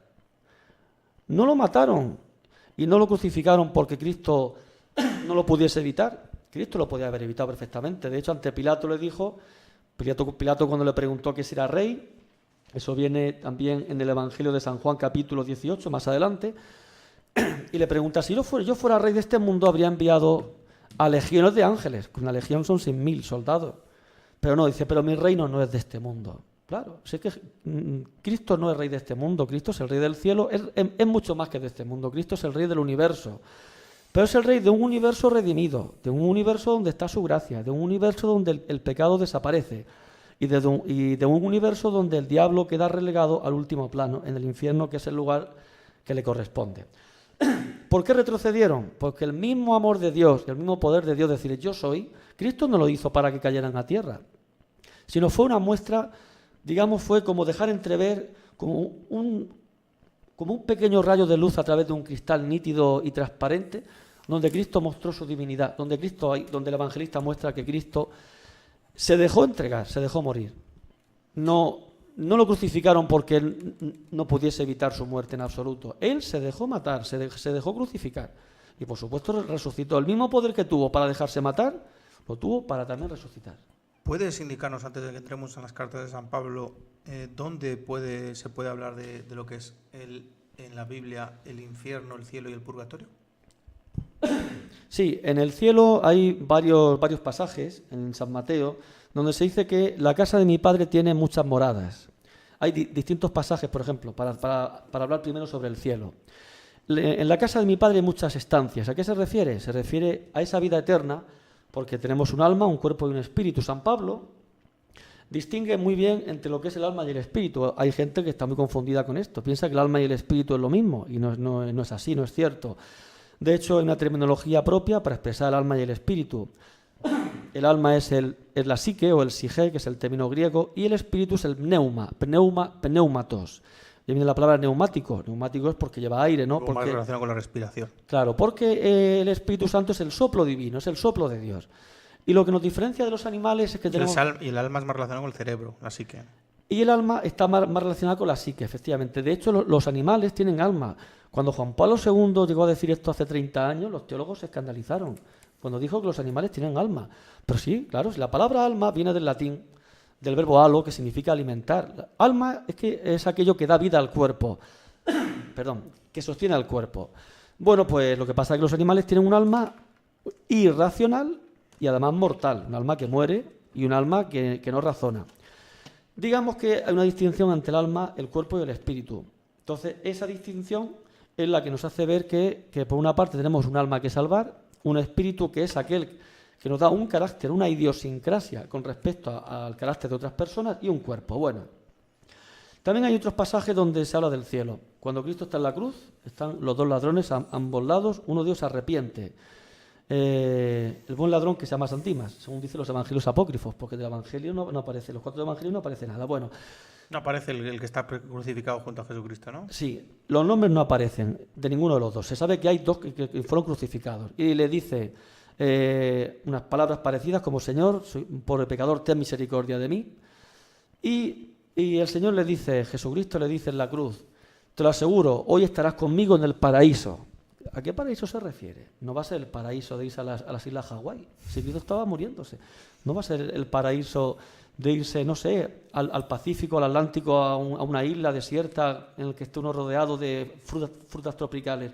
El paraíso es el cielo. ¿Y qué es el cielo? La vida eterna, donde eternamente contemplaremos a Dios, gozaremos de su presencia, pero sobre todo, y ante todo además de ver a Dios, amaremos a los demás. El fin del cielo no es estar viendo a Dios como el que ve una película, sino la finalidad del cielo es hacer lo que estamos intentando hacer aquí en esta tierra, que es amar. Si el cielo se basa en el amor, el cristianismo se basa en amar a los demás, algo que no es fácil, nadie ha dicho que sea fácil, nadie ha dicho que que porque alguien esté diciendo que amar sea el camino más directo, eso no quiere decir que sea fácil. Para mí también es difícil a veces amar y a veces es difícil también perdonar. No es el camino más fácil, pero es el más directo, el que lleva a Jesucristo, el que lleva al paraíso. El paraíso no está lleno de gente que nunca ha pecado, sino el paraíso está lleno de gente que ha pecado, pero de todas sus caídas y de todos sus pecados ha levantado. De hecho, el libro del Eclesiastés dice que el santo peca 7 veces al día y de las 7 se levanta, pero el pecador no. Todos somos pecadores, pero en cambio el que permanece en el pecado, el que no recurre a la misericordia de Dios, es el que se condena.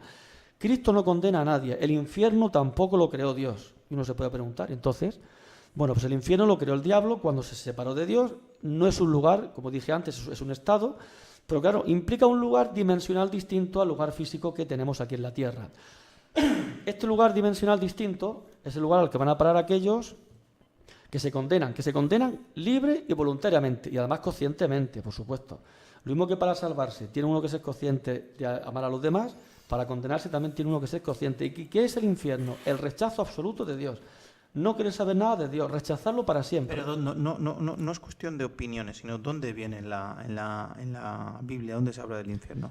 Bueno, estaba hablando antes del cielo y del infierno, como he dicho antes, cuando habla de la gehenna, cuando hay un pasaje que dice, si tu ojo te escandaliza, sácatelo, más te va a alentar tuerto al reino de los cielos que con los 2 ojos al infierno, donde el gusano no muere y el fuego no se apaga. Habla de los ojos, habla también de la... ¿En qué evangelio? Es en el Evangelio de San Mateo, no recuerdo ahora mismo el capítulo. No pasa nada. Pero viene en el Evangelio de San Mateo, si tu ojo te escandaliza, sácatelo. No quiere decir que haya que tomar esto al pie de la letra, ¿eh?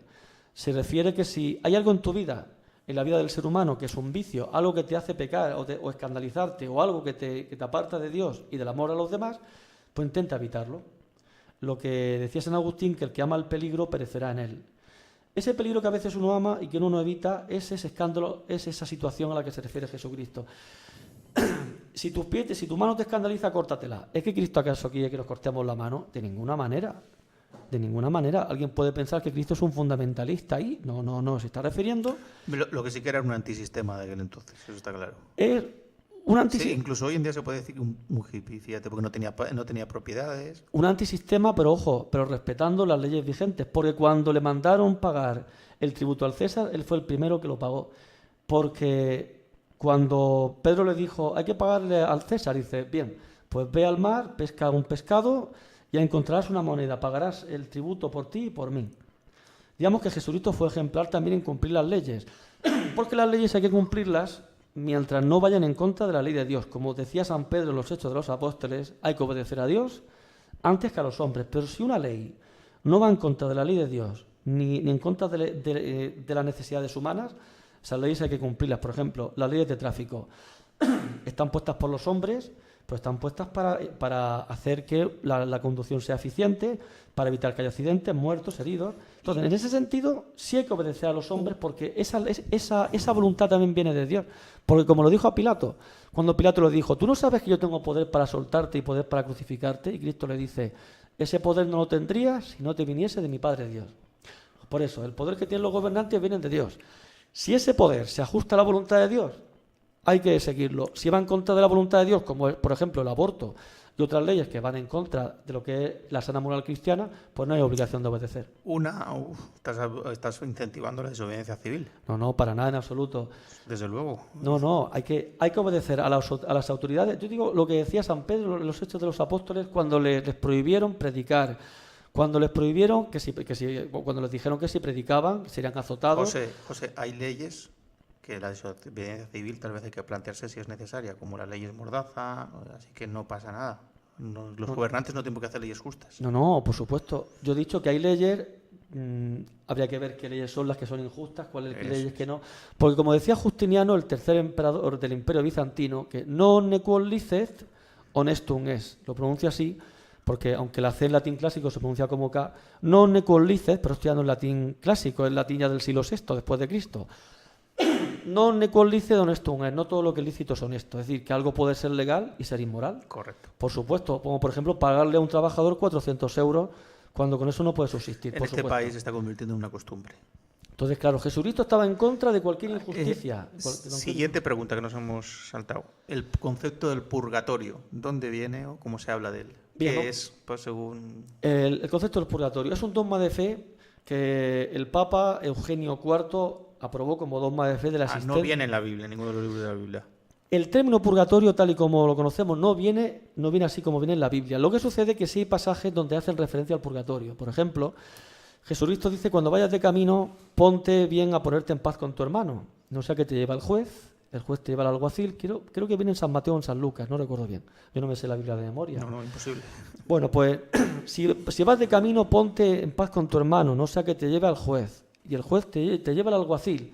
Y el alguacil te mete en la cárcel. Te aseguro que no saldrás de allí hasta que pagues el último céntimo. ¿A qué céntimo se refiere? ¿Al céntimo de la peseta? ¿Al céntimo del euro? No. Se refiere al céntimo de las culpas humanas. ¿Qué es el purgatorio? El purgatorio es el lugar al que van las almas que, aun habiendo muerto en gracia de Dios y en amistad con Dios, pero necesitan purificar su alma. El alma, digamos, que aunque es una entidad espiritual, pero necesita ser purificada del pecado. Los pecados que uno se confiesa en esta vida y de los cuales uno le pide perdón a Dios, quedan perdonados. Pero luego queda lo que es la culpa, queda, digamos, lo que es la reminiscencia de la culpa, la huella. Una cosa es la culpa y otra es la pena. Entonces, esto es más o menos como si alguien imagínense, queridos oyentes, que uno mata a un familiar, ¿no? Mata al hijo de alguien y esos padres perdonan a ese asesino. Te perdonamos. Muy bien, pero la justicia no perdona a ese asesino, la justicia le condena a cárcel. Digamos que el que esos padres perdonen a ese asesino no quiere decir que ese asesino no vaya a pagar sus penas de cárcel. Porque ¿qué es el purgatorio? Donde se pagan esas penas correspondientes a los pecados que nos han purificado en esta vida. ¿Y cómo puede uno purificar los pecados en esta vida para ahorrarse ir al purgatorio o estar el menos tiempo posible, aunque en el purgatorio no hay tiempo? Pues intentar hacer las cosas con el mayor amor posible, intentar evitar todo el mal posible, el sufrimiento que a veces tengamos. El sufrimiento que tengamos, Dios quiere que lo evitemos. Dios no quiere que suframos. De hecho, cuando la gente pasaba hambre, ¿Cristo qué hacía? Darles de comer. Cuando había un ciego, darle la vista. Cristo lo que quiere es que el sufrimiento que nos venga a nuestra vida, por eso murió en la cruz, para darnos lección y ejemplo de que cuando suframos algo, que no nos desesperemos, que confiemos en Dios. Que ese sufrimiento nos va a purificar el alma. Vamos, bueno, esta labor de curandero también es muy importante que lo hablemos cuando hablemos de Jesucristo, pero vamos a entrar a las cartas. Perdón un momento. Entonces, esa purificación de la propia vida te lleva a que estés menos tiempo en el purgatorio. Y luego, en el libro de los Macabeos hay más pasajes, pero en el libro de los Macabeos se dice que Judas Macabeo ofreció 2000 dracmas como ofrenda por los difuntos. Y dice el propio autor del libro de los Macabeos, dice que Judas Macabeo dice: en verdad realmente hubiera sido inútil ofrecer sacrificios por los muertos si no hubiera vida en el más allá. Lo dice con otras palabras. Digamos que ahí es donde se refiere al purgatorio. Por eso cuando se ofrecen misas por los difuntos, oraciones, ¿para qué es? Pues sirve para purificarlos de aquellas penas de las cuales están perdonados, pero no purificados. Una cosa es estar perdonado y otra es estar purificado. Es muy difícil ir al cielo directamente, muy difícil. Vale, cartas de San Pablo, un poco explícanos las cartas y yo creo que terminamos con el Apocalipsis, que es un libro que merece una mención especial, ¿no? Las cartas de San Pablo son objeto, teniendo en cuenta que Pedro y Pablo son las columnas de la Iglesia. Por cierto, lo celebrábamos el día 29 de junio, San Pedro y San Pablo. San Pedro es la primera piedra, el término Pedro viene de Petros, griego es un término griego que significa piedra, es el masculino de Petra, Petras en griego, y digamos que San Pedro es la cabeza de la Iglesia, pero San Pablo fue el que institucionalizó la Iglesia. ¿Qué siglos hablamos? Estamos hablando del siglo I después de Cristo, claro. Entonces, claro, sin San Pablo la Iglesia no se puede entender. San Pablo le dio un empujón por inspiración del Espíritu Santo, como no podía ser de otra manera, le dio un empujón que sin ese empujón la Iglesia no se hubiera extendido. San Pablo, no olvidemos que no fue apóstol directo de Jesucristo, pero se convirtió, Cristo lo dejó caer del caballo, y a partir de ahí se convirtió en apóstol de los gentiles, como él mismo decía, porque él veía que predicaba a los judíos y que los judíos no hacían caso. Entonces, San Pablo no iba a meter el evangelio en la cabeza. Jesucristo respetaba a todo el mundo, pues San Pablo también. Entonces, San Pablo exponía, proponía, pero no imponía. Esa es la diferencia entre un cristiano y un fundamentalista. Que un cristiano debe exponer, debe proponer, pero nunca imponer. Porque Jesucristo nunca le abría la cabeza a nadie. Respetaba a todo el mundo. Bueno, pues San Pablo cuando se convirtió, le escribió cartas a los cristianos de Roma, a los convertidos de Roma. Y luego se centró también en Grecia, le escribió la carta a los tesalonicenses. Digamos que San Pablo como tal y San Pedro fueron los primeros evangelizadores. Por supuesto, fueron, digamos, los primeros evangelizados. San Pablo más indirectamente que San Pedro, porque para ser evangelizador primero hay que ser evangelizado por el propio Jesucristo, claro. Y San Pablo escribió cartas a los tesalonicenses, a los cristianos de Tesalónica, que es una ciudad de Grecia, a los habitantes de Galacia. Galacia era una provincia que se encuentra en la actual Turquía, lo que se llamaba Asia Menor, el mapa político, que es la península, en el mapa físico, la península de Anatolia. Anatolia, que viene del griego Anatolé, que significa la salida del sol. Y distintas cartas a los filipenses, a los habitantes de Filipos, también una ciudad griega. Y estas cartas, digamos, es como el inicio, digamos que serían como los posevangelios. Es como un complemento a este evangelio de los 4 evangelistas, en donde San Pablo no viene a añadir nada nuevo, sino a recordar lo que ya Jesucristo habría predicado a sus apóstoles, recordándoselo, eso sí, con esa cultura que él tenía, porque no olvidemos que San Pablo había sido un maestro de la ley, se sabía muy bien la ley, era un auténtico fariseo. Fariseo en sentido estricto de la palabra, no en sentido peyorativo como conocemos. ¿Qué significa un fariseo? Los fariseos eran los maestros de la ley, eran los expertos. Los abogados. Eran los expertos en la ley, no mucho más que abogados, eran como jueces religiosos, digamos así, eran los que se sabían muy bien la ley, la interpretaban. Pero la ley religiosa. Sobre todo las Sagradas Escrituras. Y luego aquellas leyes que fueron... La del Torá, que se supone que la que se estaba, digamos... Pero no solamente la Torá, sino también los profetas. En teoría sabían dónde iban a hacer Jesucristo, que era en Belén de Judá. De hecho, hay un profeta que es Miqueas, uno de los profetas menores, donde dice: y tú, Belén de Éfrata, no eres ni mucho menos la más pequeña de entre las ciudades de Israel, tú, Belén de Éfrata. Se sabía muy bien todo, pero en cambio, cuando vino Jesucristo, no lo supieron reconocer y, aparte, como Cristo les echaba en cara, que ellos se sabían muy bien la ley, pero la mandaban cumplir a los demás, pero ellos eran los primeros que no la cumplían. De ahí el término peyorativo fariseo. Cuando se dice que alguien es un fariseo, es alguien que dice una cosa y hace lo contrario. Algo parecido a lo que pasa con el comunitarismo hoy en día en la Iglesia. Que efectivamente, yo por eso antes, cuando estaba hablando del comunismo y el comunitarismo, Cristo era comunitarista, no era comunista, porque el comunismo es ateo. Y el comunismo, al igual que el capitalismo, utiliza a la persona, el capitalismo como arma económica y el comunismo como arma política, mientras que el cristianismo no utiliza a la persona. El cristianismo lo que quiere es que la persona se salve, que sea libre, que sea feliz. El capitalismo no, y el comunismo tampoco. Por eso el Papa Pío XI, en su encíclica Quas Primas, en el año 1930 y tanto, no recuerdo bien la fecha, condenó el capitalismo y el comunismo y el nazismo, frente a lo que muchos se creen, que luego vino Pío XII, hablo de Pío XI, pero es que luego Pío XII lo condenó de otra manera, no lo condenó con dichos, porque temía que si él lo condenaba con palabras, murieran muchos más cristianos, porque no olvidemos que en los campos de concentración había 2000 y pico de sacerdotes.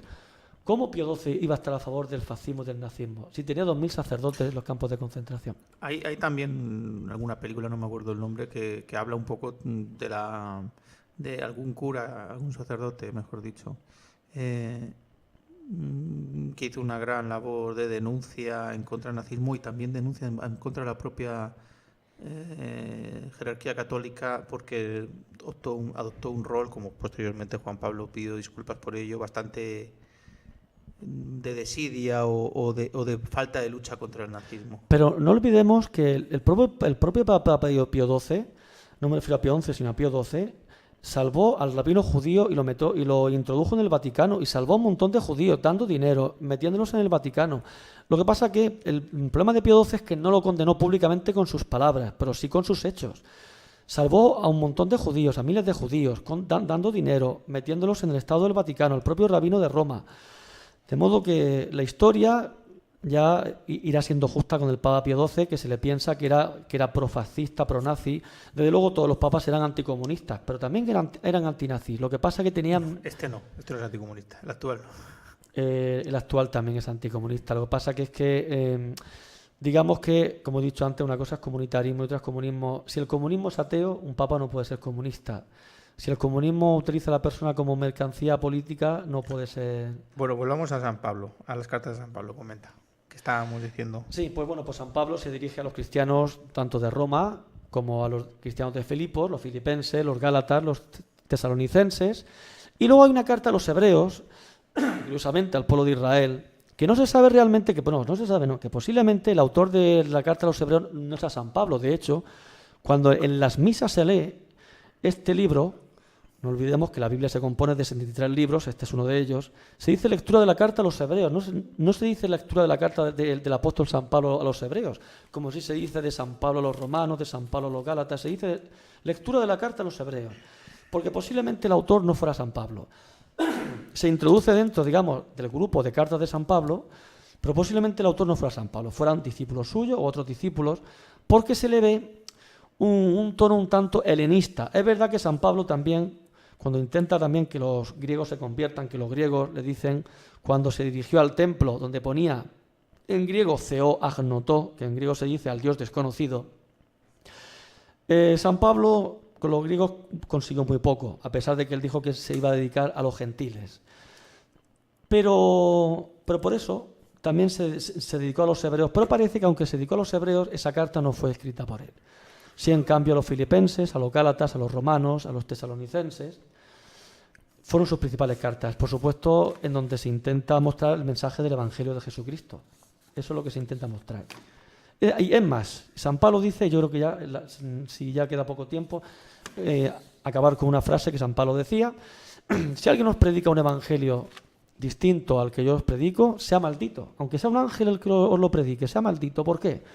Porque, como bien decía Jesucristo, cielo y tierra pasarán, mas mis palabras no pasarán. La Biblia, que es palabra de Dios, escrita por hombre, pero inspirada por el Espíritu Santo, cielo y tierra pasarán, pero mis palabras no pasarán. Cielo y tierra pasarán. Es una canción. Más tus palabras no pasarán. Exactamente. Apocalipsis, ¿quieres comentar un poco el Apocalipsis? El Apocalipsis. La palabra Apocalipsis es un término griego que significa revelación. Está formado de la preposición apo, que significa lejos de, y de vocalipto, que significa ocultar, lejos de ocultar. ¿Lejos de ocultar qué es? Revelar. En el Apocalipsis se nos cuenta cómo San Juan, el mismo autor del Evangelio de San Juan y de las 3 cartas que también el propio apóstol hace, se dirige a las distintas iglesias, la iglesia de Pérgamo, la iglesia de Tiatira, la iglesia de Filadelfia, donde hay una frase muy bonita, donde se le dice, como no eres, donde Dios le habla a la iglesia, dice, como no eres ni frío ni caliente, te vomito. Y también donde Dios le pide volver a esa iglesia, volver al amor primero. ¿Qué es el amor primero? Ese amor que hemos recibido de nuestros padres, esa fe que yo hablaba al principio, que hemos recibido de nuestros padres, que para descubrir nuestra vocación y saber lo que Dios quiere de nosotros, tenemos que volver a ese amor primero. Ese amor que le pide Dios a la iglesia, a una de las 7 iglesias, está la de Filadelfia, la de Tiatira, que por cierto está en ruinas, la de Pérgamo. Eso digamos que es una de la primera parte del Apocalipsis. Pero por supuesto el Apocalipsis es conocido por el final de los tiempos, donde hay 7 trompetas, donde hay 7 sellos, y esos sellos se refieren a las distintas desgracias que van a acontecer en la humanidad. ¿Y por qué 7? Porque el número 7 es un número simbólico, igual que el número 12. El número 7 representa la plenitud absoluta y el número 12 la plenitud relativa. Otros teólogos dicen que él es al revés. ¿Qué diferencia hay entre plenitud absoluta y plenitud relativa? Muy sencillo y muy difícil a la misma vez.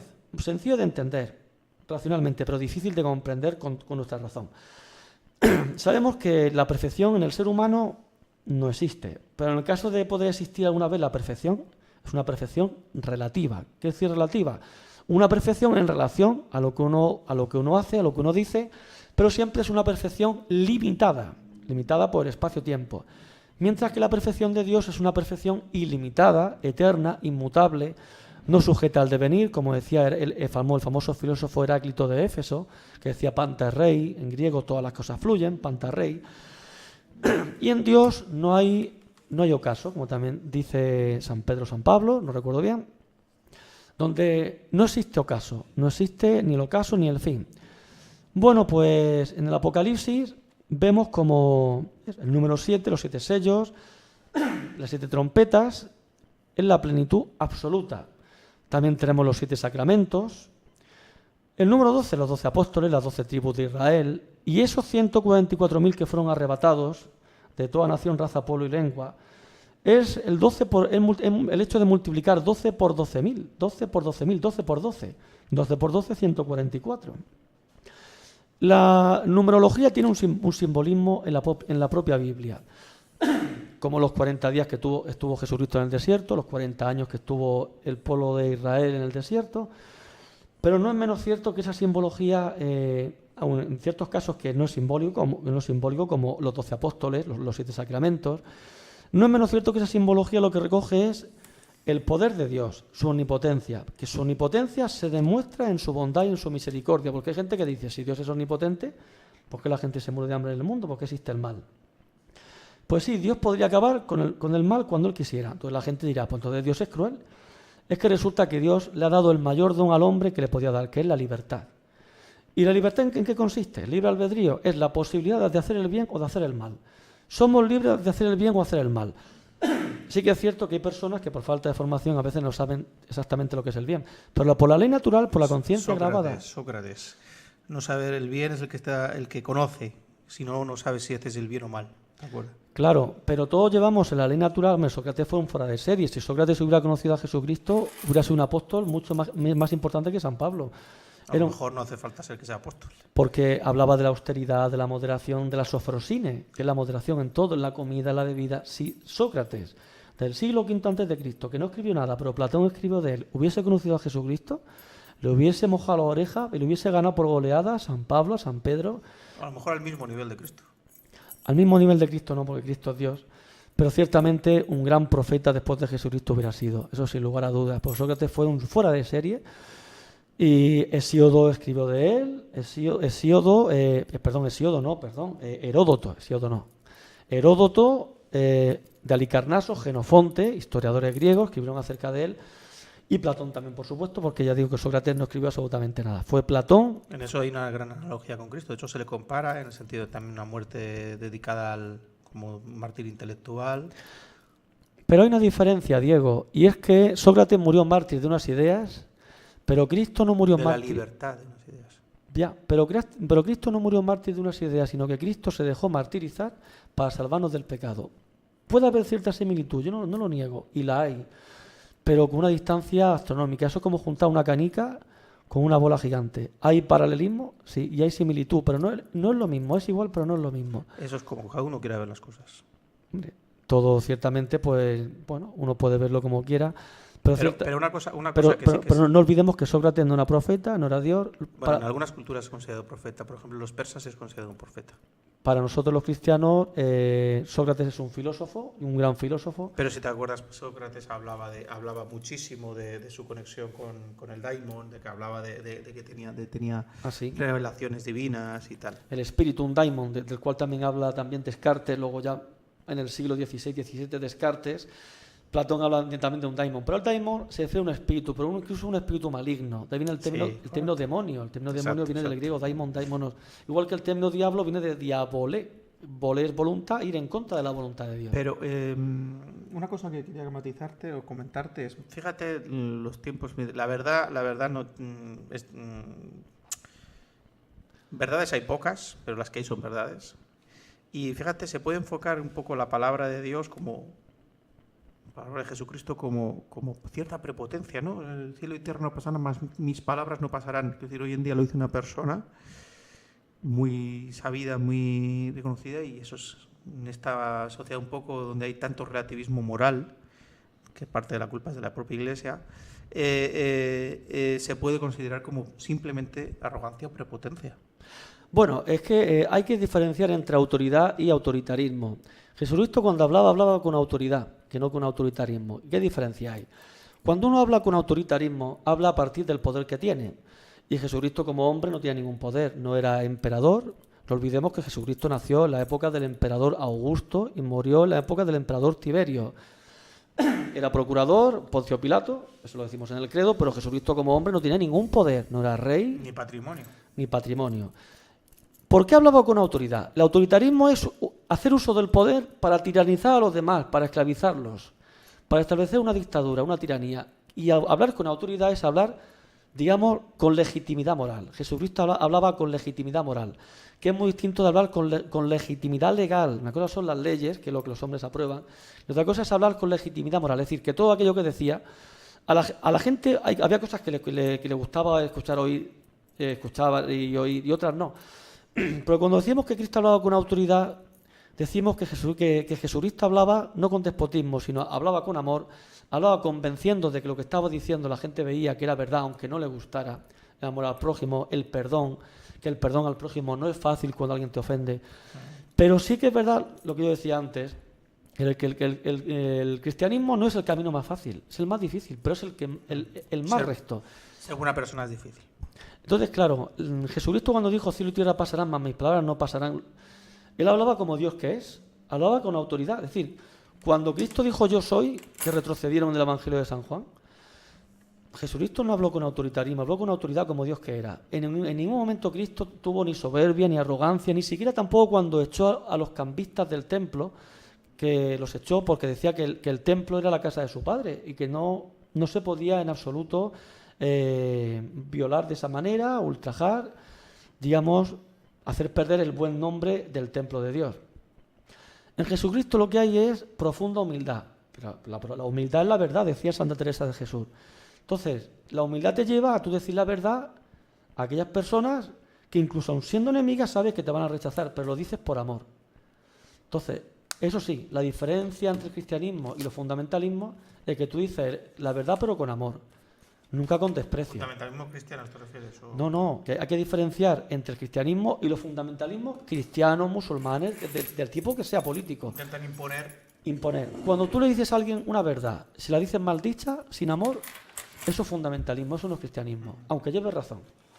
En cambio, cuando tú le dices a alguien una verdad con caridad bien dicho, ese es el cristianismo. Cristo hablaba con autoridad, pero con caridad. También hay que ver, y ya terminamos, luego está la gente que no es que tiene algo metido en la cabeza y que es incapaz de escuchar.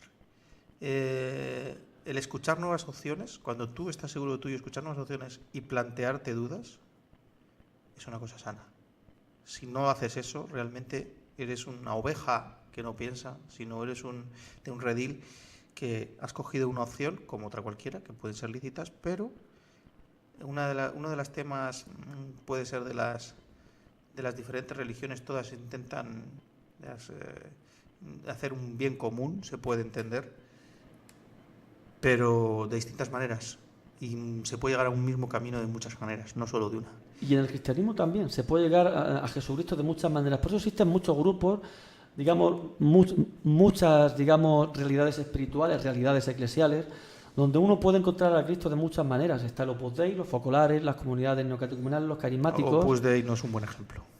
Bueno, en el Opus Dei, como en todos los grupos, hay gente de buen ejemplo y gente que no. En general, el Opus Dei como organigrama y forma de funcionar, precisamente no se dedica a los pobres.